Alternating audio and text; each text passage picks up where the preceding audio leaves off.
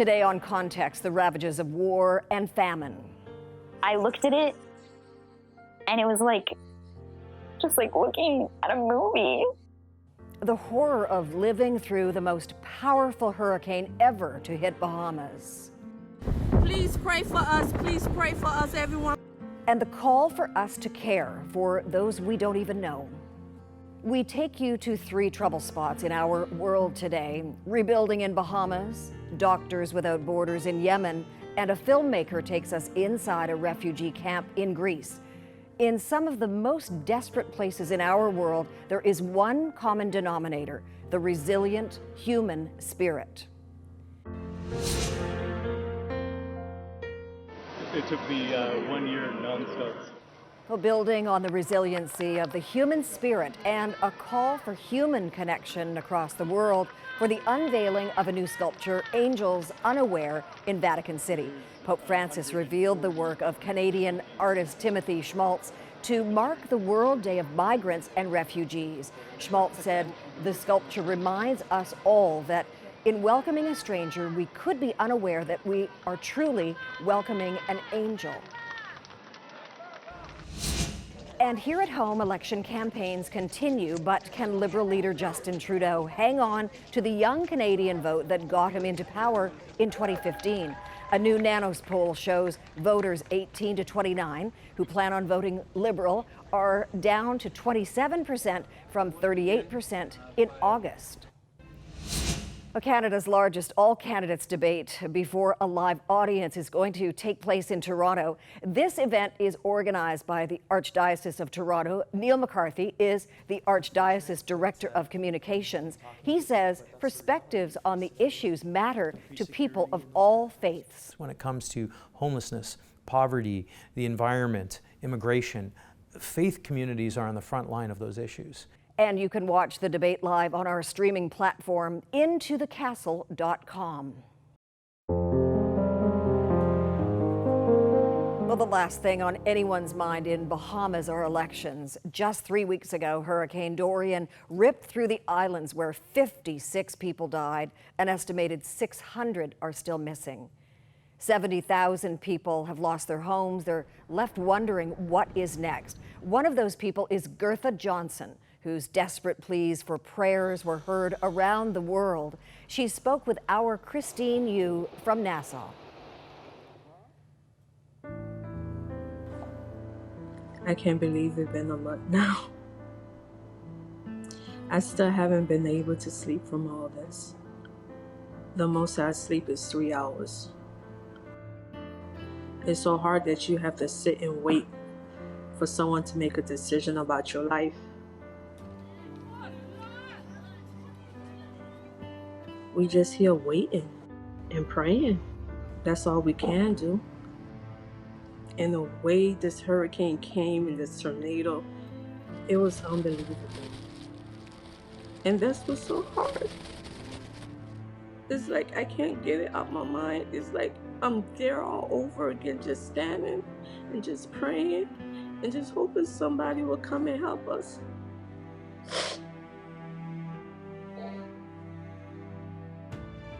We just have to deal with it in our own. And sometimes I'm thinking like, maybe I'm dead, I'm not alive. I'm grateful for every prayer. God have a way of showing us that we're not alone. Some people didn't make it, but a lot of us here. And I believe it's because everyone prayed for us. It's like a nuclear bomb went off. And, you know, what I'm really concerned with are the locals, the heart and the soul of these islands. I feel bad for the rich folks that lost their places, but they'll be able to rebuild. Right. But it's about these people that don't have the means to rebuild. Jose Andreas' World Central Kitchen is still feeding. He's amazing. He is. He goes wherever. Well, Lenny Kravitz talking with Ellen DeGeneres recently about our next guest, Sam Block. He is the Director of Field Operations for Jose Andres World Central Kitchen. He joins us now from Marsh Harbor, Bahamas, one of the hardest hit areas. Tell us exactly what is going on. What are you seeing in terms of people and their struggle, but also their resilience in the face of this disaster? Sure. So I've been here for the last 30 days now, and it's been interesting to watch the evolution of the exodus of people. You know, there was a very large evacuations the week after the hurricane, and now we're starting to see people coming back. We've been here. We've done, between the three operations, we've done about 700,000 meals, or more than 700,000 meals, both here in Abaco and Freeport, as well as the evacuation centers in Nassau. And we're just now starting to see people coming back. So our numbers here out of this kitchen are starting to go up, and we're happy to have served them not only while they were leaving, but now as they're coming back. And we heard from Lenny Kravitz talking about the people who were pretty much hardest hit. He did mention that those with big homes would have the money to rebuild, but the rest of the population will struggle. At this point, everybody seems to be dealing with a lack of clean water and an inability to find ways of cooking. So they're looking to you for help for something as basic as a meal, and it's so important to them. How do you do it? Well, we do it with a lot of determination, for sure. There isn't any other restaurants or grocery stores open on the island yet, and Marsh Harbor is the supply capital for the island. It's the largest city, but it's also where a lot of the keys, the smaller islands sprinkled out just north of here that were also hit, it's where they come to get their food. So there is yet to be any grocery stores open or any other real means of food. Some of the other organizations have brought in some military meals ready to eat. Those obviously are not as good as a hot, fresh meal. So really, we have been the main means of food, the only means of food for those that have not only remained, but also those that are coming back. And that's until the grocery stores and commerce starts to reopen. You seem like quite an affable guy who can adjust to any situation. You've seen so much and you've done so much. How do you process this personally? You know, I mean, that's a really good question. We appreciate the challenges. The team is constantly evolving and working with the resources, whether that's the local volunteers or helicopters or boats. We're constantly piecing together resources that we have available in order to make, 2 meals delivered to everybody on the island every day since the hurricane has hit. It's you have to be creative. You definitely have to be creative. Weather comes in, helicopters stop going, the seas get too high for the boats. It's a constant new creative process every day. Things are now starting to stabilize quite a bit. The regular ferry services, which is how the island is normally supplied, are just now starting to return from Nassau and the surrounding islands. Sam, your optimism gives us reason for hope. Thank you so much. Thank you. And that was Sam Block, Director of Field Operations of Jose Andres World Central Kitchen.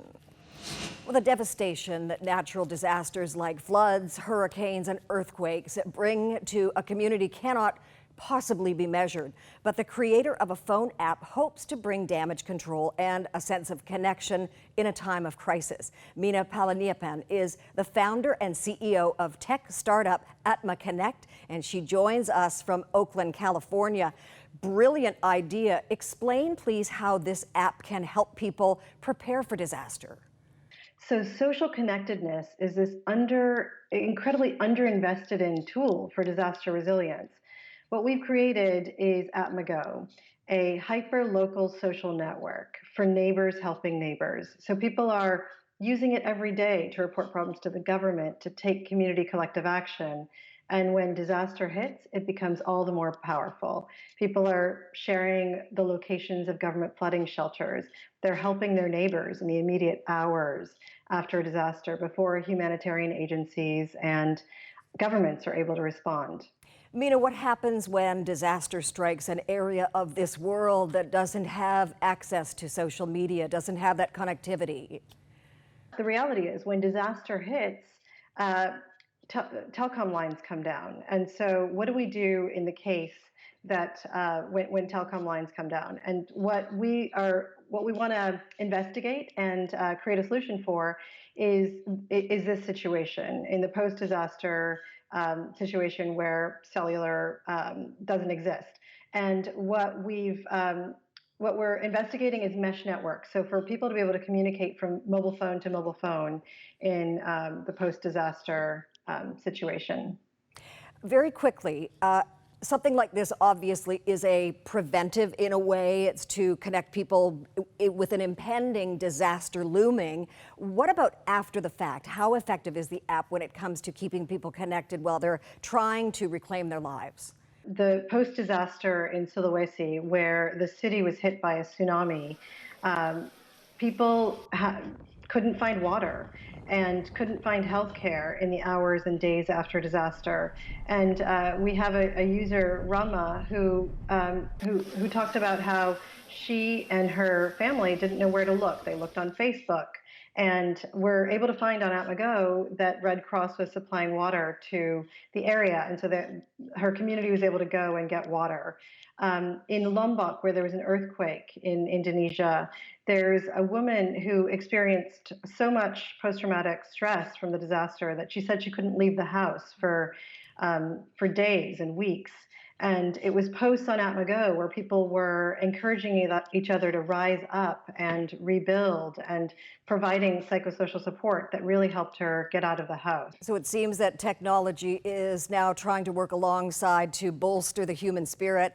Mina Pan, founder and CEO of Atma Connect, thank you so much for joining us.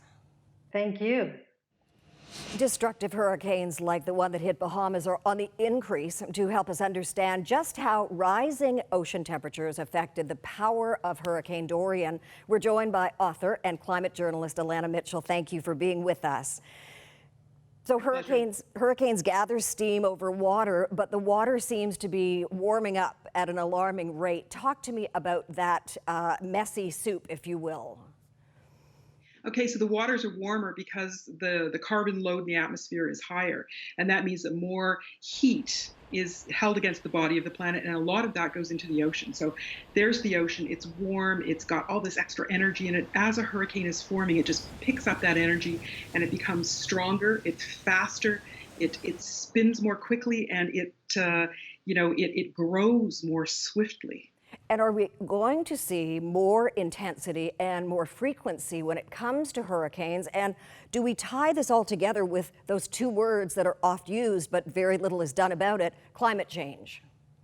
The climate change issue is very much one that affects the formation of these very, very destructive hurricanes. So not only is the water warmer, not only are the winds faster, not only is there more moisture in the air that can fall after the hurricane is over, so we have more flooding. Also, somehow weirdly, climate change allows, because of the way the winds work, allows one of those very destructive hurricanes to just sort of stand in place, and so it's able to just make landfall and really do its damage over a longer, more prolonged period. And the damage is caused in part by the winds and the destruction as a result, but also the flooding. I mean, that really is one of the most difficult issues when it comes to surviving and also finding relief. That's right. I mean, the floods are one of the big killers when you have a really devastating hurricane like this. And so the floods are intensified by climate change. That's one of the phenomena here. You know, hurricanes aren't the only well, we call it natural disasters in a way, although a lot of people feel that somehow it's connected to the behavior of some people on this planet. But we're seeing so many things affected by climate change and creating natural disasters that are taking lives and changing lives. Right. Yes, we are. It's not just hurricanes, although they're a really dramatic example. But we've got flooding, we've got droughts in different parts of the world, we've got heat waves, we've got fires in the Arctic, we've got fires in the Amazon. There are different ways that the climate system is becoming destabilized, and that's because of this carbon load in the atmosphere from burning fossil fuels. Elana Mitchell, thank you. Thank you. Still ahead, as more than 70 million people around the world seek refuge outside their own countries, a documentary filmmaker takes us inside a refugee camp in Greece. Plus, a dire situation still exists in Yemen. Long after the news headlines have faded, a civil war there has created the worst humanitarian crisis in the world. We speak with Doctors Without Borders, helping on the ground.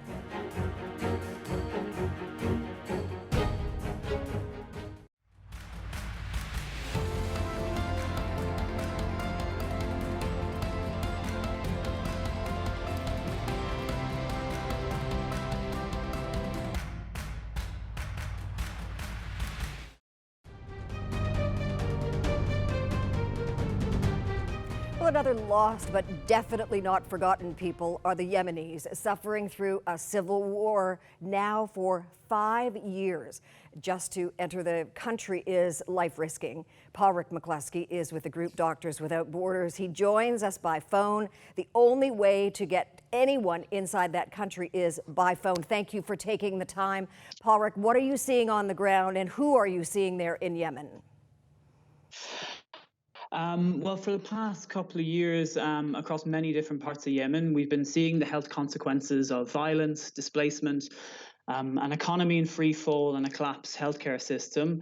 The consequences of this, sadly, is that every day many people are falling in the location where I am at the moment, in Thai's governorate. We've seen hundreds of newborns die over the past couple of years as a result of this collapsed healthcare system. These are people who in the past would have been more easily able to access healthcare, but now because of the conflict are having to take long, dangerous and expensive journeys to access remaining healthcare facilities. There are sadly just too many needs for organizations like MSF to support, and often people arrive to us too late for life to be saved, and sometimes we just can't take in any more patients.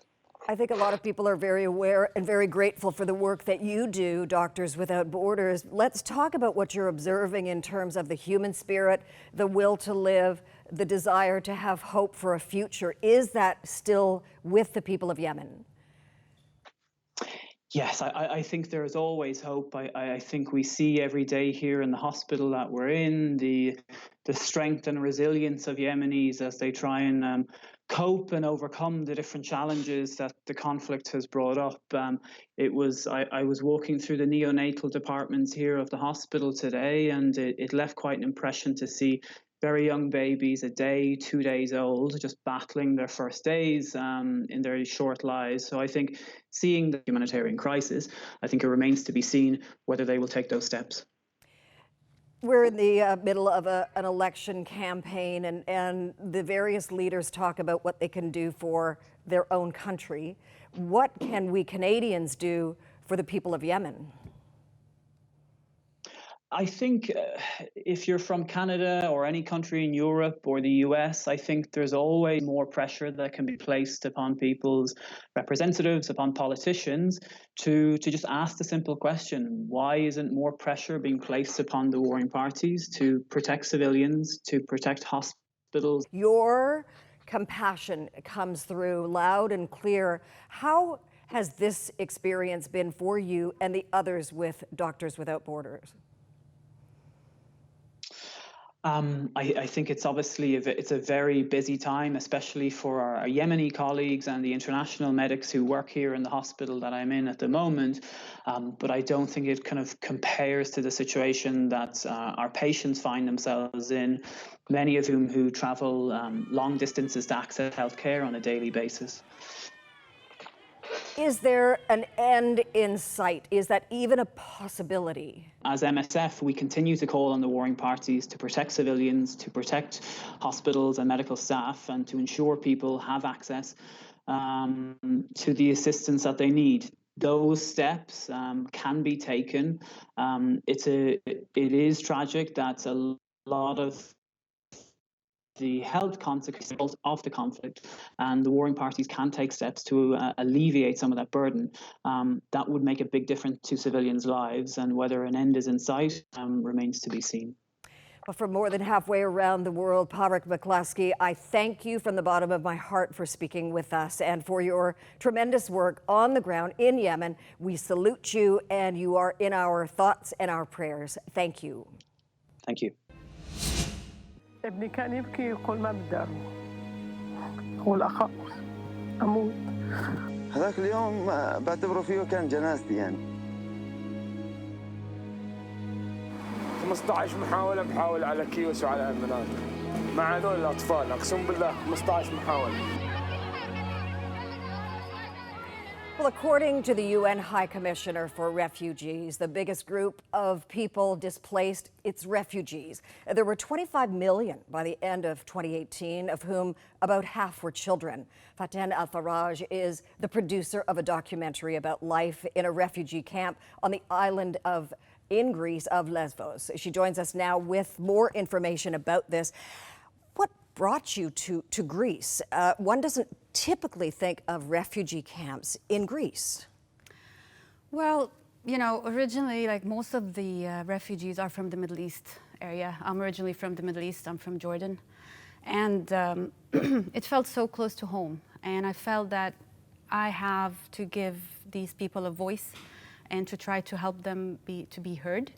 And I met with an organization, Teach Beyond Borders. They were starting a project of giving educational projects and transformational education to the displaced, and they were doing it in Greece. And that opened my eye to search more about Moria and about the camp over there and the refugee situation over there.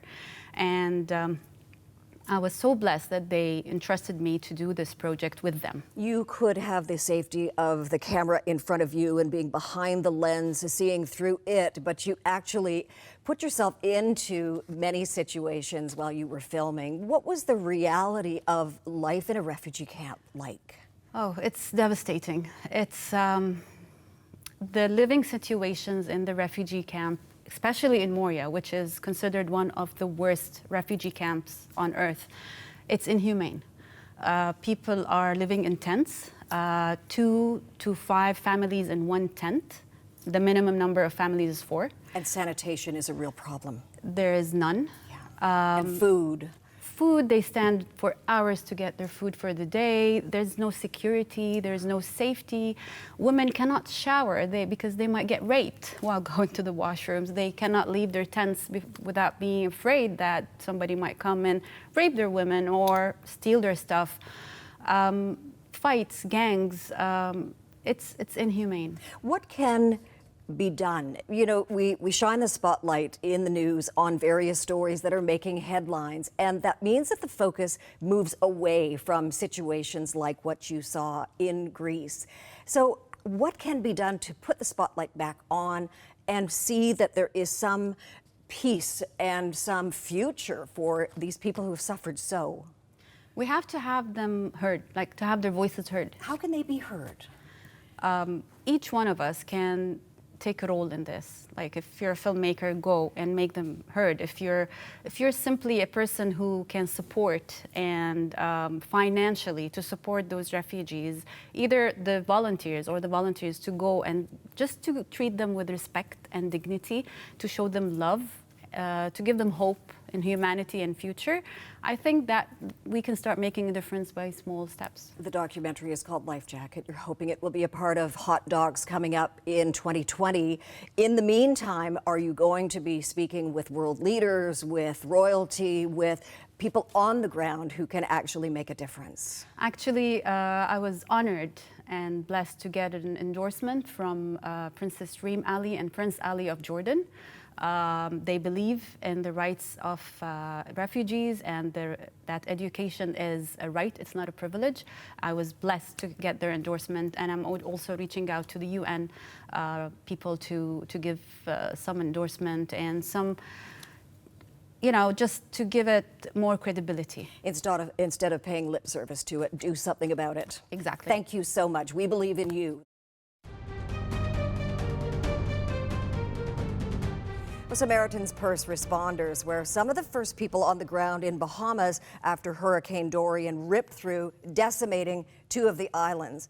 Joining us now, John Clayton here with me in studio, and by Skype from Calgary, Charla D'Souza. Charla, you were just in Bahamas. What did you see? What did you hear?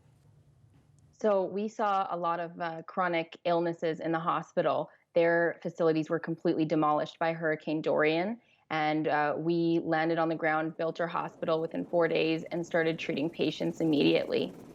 John, what is Samaritans Purse mandate? What is it that you try to do when all heck breaks loose? Well, in terms of emergency response, we want to be on the ground as quickly as possible. So we've done made a tremendous effort over the last months and years to build capacity to be able to fly to locations, to train people, to have them on a roster that can be drawn upon, and to have goods and materials, supplies that we would be able to act with immediately. So we were able to do that in the Bahamas. You know, people who are wanting to help and wanting to donate money to great organizations like yours, they sometimes are a little bit confused because there are so many organizations that are saying that they're on the ground right away, like Red Cross and Global Medic, for instance, World Vision, all doing tremendous jobs. How difficult is it to get your message out and to get your work done, Charla? We deploy usually within 48 hours of disaster hitting. So we have a team roster, and they send out requests, and whoever can leave, leaves. So our team actually deploys quite quickly compared to other organizations. Charla, are you ever prepared for the reality of what you see when you are on the ground? No, I don't think we can ever be prepared for what we've seen. I've been to 4 deployments now at Samaritans Purse, and each one is so different, different levels of suffering and different capabilities on the ground. And so every deployment is very different, and I don't think you're ever ready for what you're going to see. What do you say when people are frustrated and just absolutely browbeaten by the fact that they cannot find a place to pray? We pray wherever we can. So it's very hard to see people's homes and churches just demolished. And so we choose to just pray with them right there in the hospital and to make that a place of prayer as well. Let's talk about the resilience of humankind, particularly those who are affected by this. And so many of them not living the best lives prior to these natural disasters. And what happens to them has made their lives even worse. Yeah. It's gotten really complicated. The trauma that people went through, this particular Dorian sat on top of the Bahamas with 200 to 300 km/h winds for a day and a half. So people were coming to terms with that they were going to die. And some did die, but a lot survived. And now they live with the trauma of having faced that, and also now having to face what does recovery look like when their house is destroyed, when they're looking at just the impossible situations of recovery. So one of the things we're very deliberate about is coming alongside, both with Samaritans Purse and the Billy Graham Evangelistic Rapid Response Chaplains. We have a very tight connection between being very practical and dealing very deliberately on spiritual issues. Great work, both of you. Each of you doing something very different for Samaritans Purse, but being effective and being there for people in need. Thank you so much. And thank you to all of our guests, and for all of you who are watching. We've actually put together a list of resources to the organizations on the ground helping in Bahamas, Yemen, and at the refugee camp in Greece. It's all on our website at contextbeyondtheheadlines.com. You can also find out about next week's show and where to watch the Catholic All Candidates debate. Context will have full coverage of that next week. We hope to see you then. Until then, thank you, and Lorna will be back next week.